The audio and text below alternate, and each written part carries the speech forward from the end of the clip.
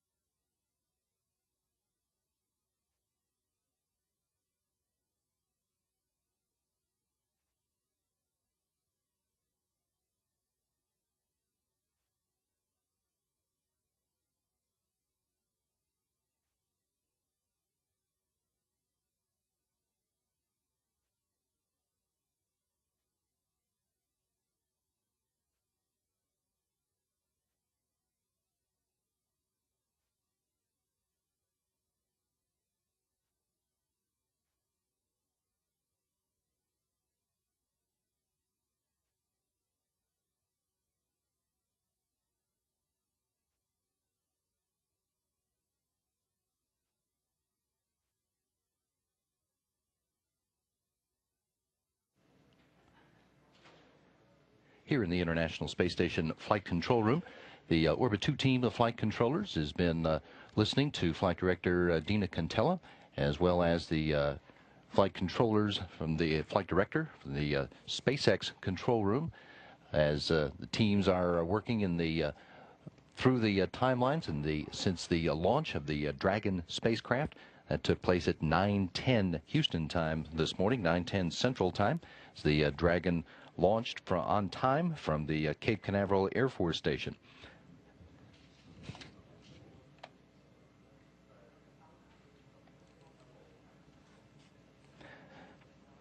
The launch took place, as we say, on time, and the ascent through it was normal. There was some issue that did develop after the separation of the vehicle from the second stage. In fact, SpaceX's founder and chief designer, Elon Musk, has informed everyone on his Twitter account, issue with Dragon thruster pods, system inhibiting 3 of 4 from initializing, about to command inhibit override. The teams at SpaceX are working to further identify their issue and resolve it.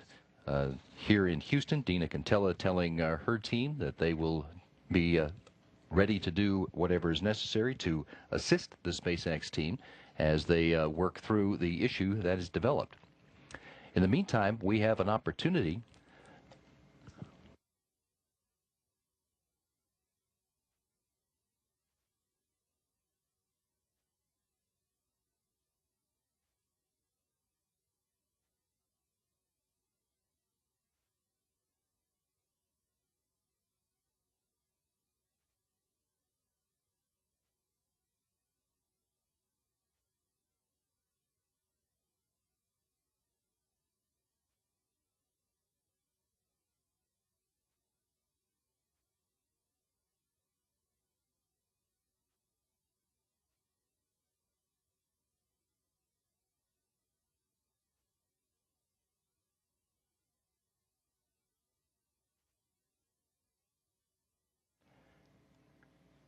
As we mentioned, the teams here in Houston are working closely with their colleagues in SpaceX at their mission control in Hawthorne, California, as you see here, as they work to resolve the issue that occurred after the vehicle separated from the second stage this morning.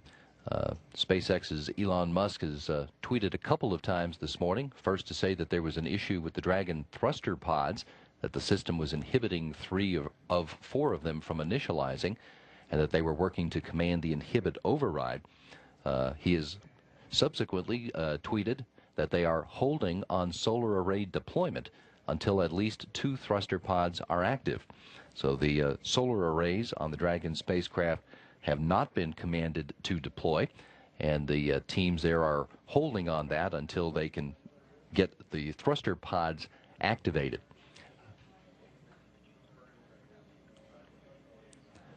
In the file as listed. Thanks so much. We copy SSC 15. Thanks for your help. At this point, it is At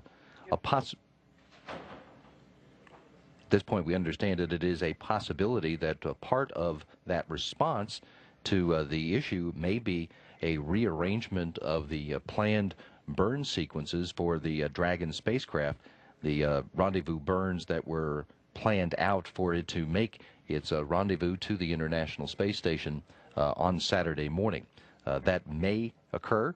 We will let you know as soon as a decision has been made about how that is going to proceed. In the meantime, we'll take the opportunity to have another look at the